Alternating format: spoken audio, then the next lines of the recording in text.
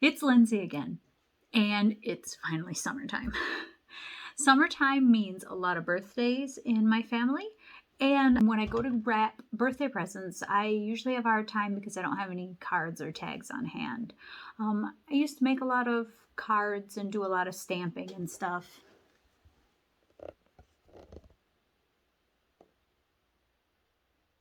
I mean, not saying that I don't have stamps available to me,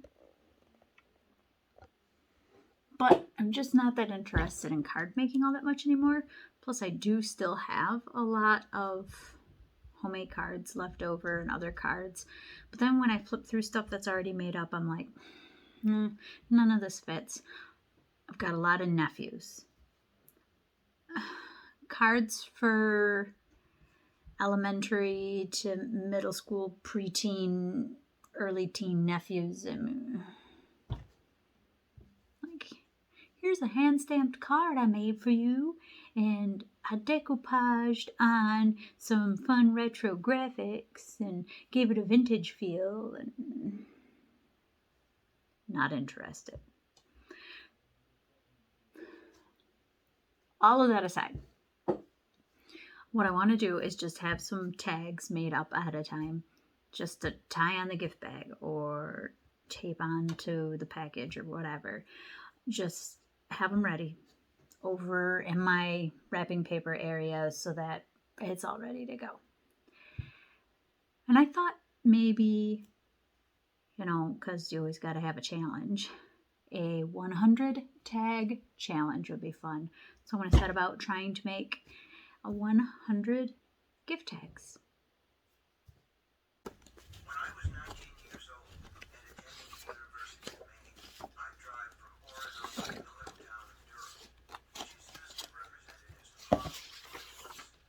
I made this trip every I still have a die cut machine around from my scrapbooking and card making days, so I was able to run that through with a Sizzix tag shaped die, and that got a bulk of my tags finished up with just colored scrapbook paper and the die.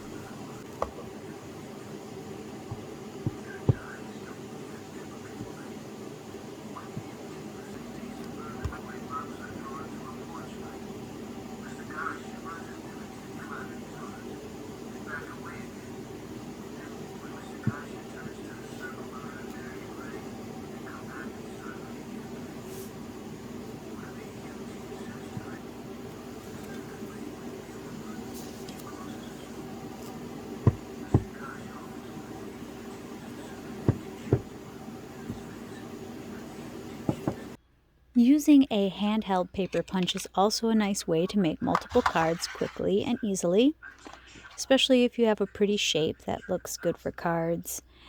I always punch holding the paper punch upside down so that I can see exactly what is going to be punched out. Make sure you're not missing part of the design and also lining up the design perfectly for how you want. Now, another way to use the paper punch would be to fold the paper in half and slide it part way in, not all the way in to your paper punch though, because you want to maintain that folded edge. So then you will have a tag in the end that opens up with white space inside. You see? By not cutting through that fold, I have a hinge to open the tag up.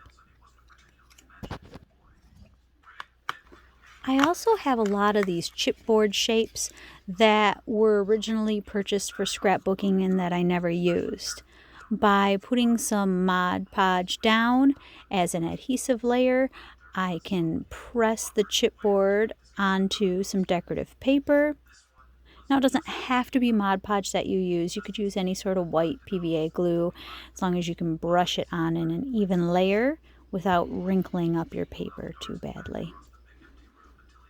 I have this pretty little bird shape that I think will make a really cute tag. And then once the Mod Podge is dry, you can cut away the excess paper from the edges of the chipboard tag.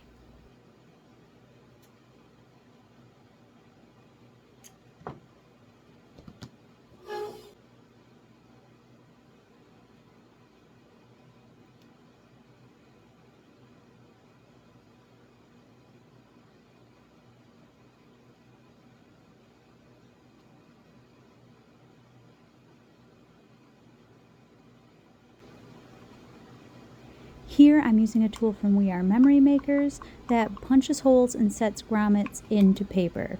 I like to use it because it's got a real sturdy punch for getting through thicker sheets like this chipboard.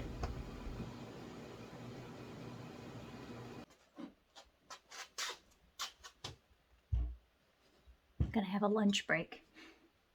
Just grilled cheese. You don't need to have die cutting machines or paper punches to make tags. It makes it infinitely easier. But just some paper, scissors, a hole punch, and you can make a variety of tags. I'm gonna make 2 out of this one. Punch a hole in the center. You don't need to punch holes. I've been hole punching mine so that you can tie a string through them, but you could make them tags that you just tape down or whatever. But I'm going to cut so that we have a point and it comes down about the same area on the side so it's even. There. Gift tags. So you can just make these rectangles with a peak on the top. I'm going to make some fat ones too.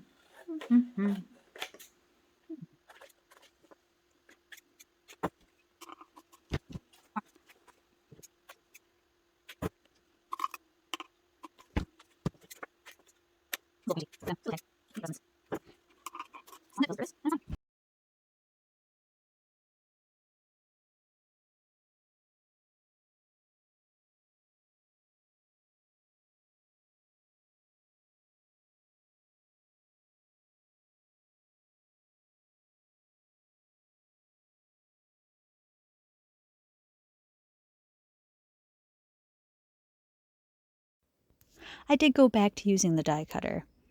I used the die cutter for most of my tags simply because it was so much easier and simpler, quicker.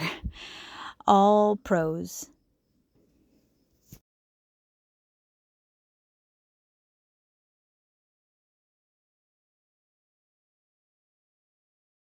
I got some of these cool German paper flowers and butterflies. Got butterflies that have come off of some more die cut machines. And stickers, buttons, flowers. Let's see what we got.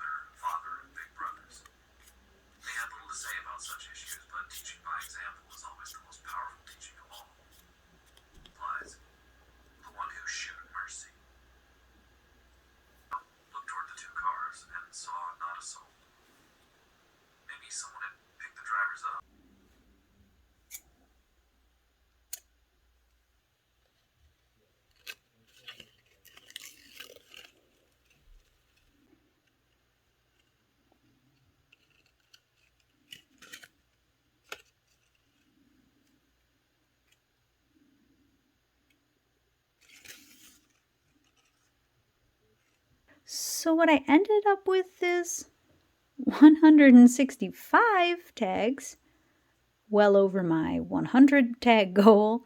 But to be fair, that's because a lot of them are just colored pattern paper.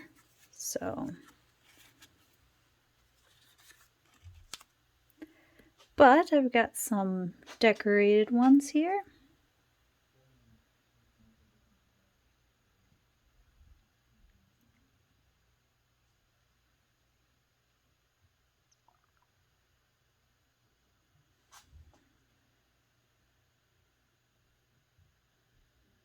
I use stamps and fake flowers and stickers and paper cutouts.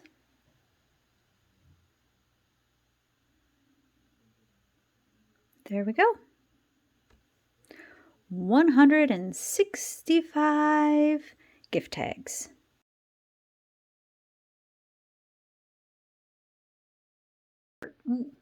I'm looking over here like a weirdo.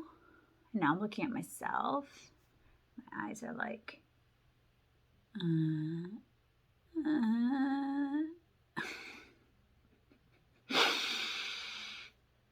Look there. I've been having a hard time